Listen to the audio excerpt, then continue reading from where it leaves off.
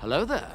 This is where the fun begins. Is Sabine Wren Force sensitive? Ahsoka's latest installment has explained the truth behind Sabine's Force sensitivity. And now, one of the biggest questions over the show's first 2 episodes was a simple one. Can Sabine actually use the Force? Throughout all of her time in Star Wars Rebels, the animated show, Sabine Wren showed no sign of Force sensitivity, even when training directly with Kanan Jarrus and Ezra Bridger with the Darksaber. Hugh Yang told her in episode 2 that her ability with the Force is the lowest that he's ever seen in a Padawan. Although, thankfully, episode 3 of Ahsoka has offered audiences some more insight on that topic. And that maybe the short-term answer to that for the time being is a simple yes, but Sabine can't currently feel the Force. One of the biggest reveals of Ahsoka's 3rd episode, which does shed some light on the truth of Sabine Wren's Force sensitivity, comes from the Mandalorian herself. While talking with Ahsoka, Sabine admits how she just can't use the Force,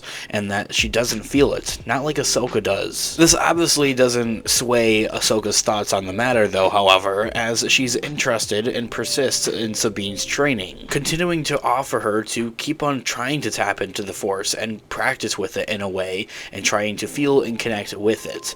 In that same episode, episode 3, Ahsoka tells Sabine that the Force resides in all living things, even you, something that we had first learned and had known about the Force ever since Star Wars 1977, when Obi-Wan Kenobi explains what the Force really is to Luke Skywalker, bringing that whole idea right back around kind of full circle. Though, it may be worth noting that this answer seems like a typical vague Jedi line. The former Jedi does go on to say that when it comes to using the Force, actually, talent is a factor, but that training and focus are what truly defines someone's success in using the Force, actually. Anyone under the former Jedi Order always made it clear how the Force is in everything, so Ahsoka's statements don't necessarily allude to everyone being able to necessarily use the Force if trained hard enough, but understandably at the same time, that's exactly what many feel that Rosario Dawson's hero may be trying to hint at,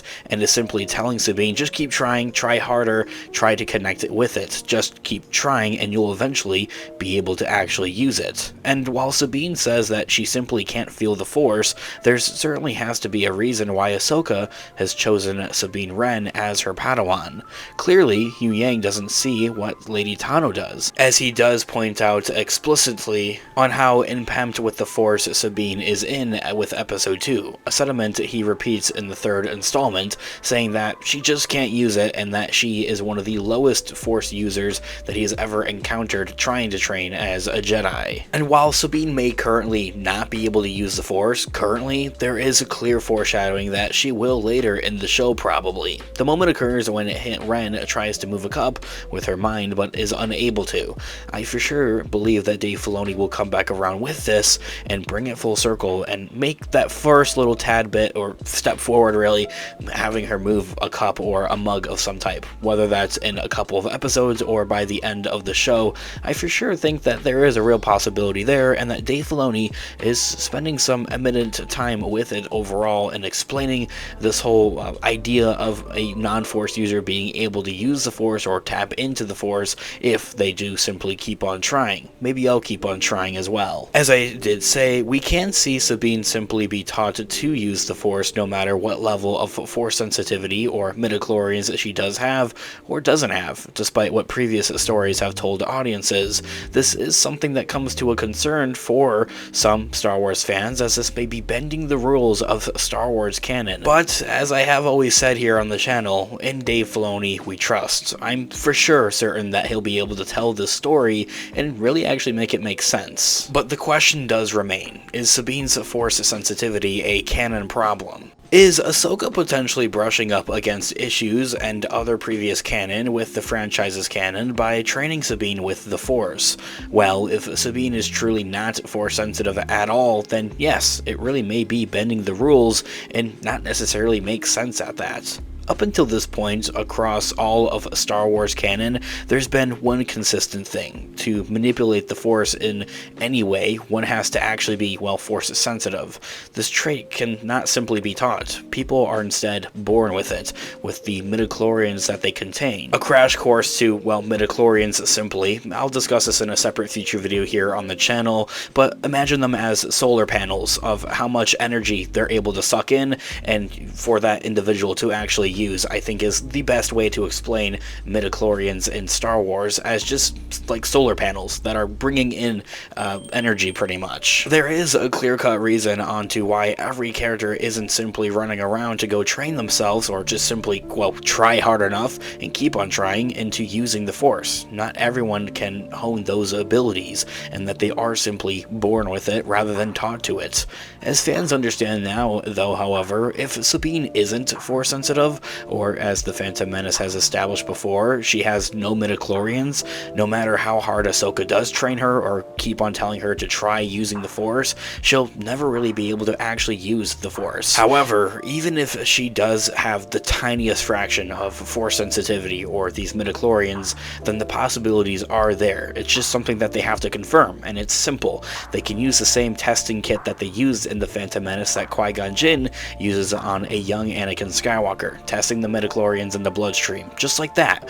Then it'll be solved. If they show that she does actually have midichlorians, then it makes sense within canon, and have been since the day that the Mandalorian was born is a whole nother thing. Dave Filoni is clearly uncovering new ground with the Ahsoka show, introducing a whole new galaxy, a whole new era in the Star Wars time, and now introducing, well, new Force sensitivity explanations. Adding to the overall lure of, well, Star Wars and the connections of the Force is a very fascinating aspect. Ahsoka likely wants to teach Sabine ways to utilize the Force, even if she doesn't have the inherent sensitivity to do so, or necessarily enough midichlorians to really harness the Force. This is where the series could clearly define how there is a distinct difference between manipulating the Force and simply understanding and feeling its existence. This could also lead to unique and more subtle ways of using the Force throughout the future of Star Wars, such as becoming hyper-aware of everything around one's self or any imminent dangers. Opening that third eye, I think, in a way. Sabine's abilities could end up shaping into something familiar to that of Chirrut, who we see in Rogue One. I am one with the Force is with me. This also lines up with how Ahsoka was training her to see her surroundings differently in Episode 3 and really feel things around her. Either way, fans are dying to know just how Sabine's Force aptitude may play out in the future of the show. Perhaps when they inevitably go to this new galaxy, its Force might play a different set of rules. But even then, I feel like that's a whole nother theory for a whole nother video. Let me know all of your thoughts and opinions in the comment section down below. I think the simple short answer to this is that yes, in a way, everybody's Force sensitive. It's just an aspect if they're able to really harness the power of it. Let me know what you guys are all thinking in the comment section down below. I would love to hear what you guys are all thinking. Thanks so much for watching today's video. Of course, this has been Unofficial Star Wars. I'll catch you guys in the next one. Have a great one, guys. May the Force be with you. Peace out.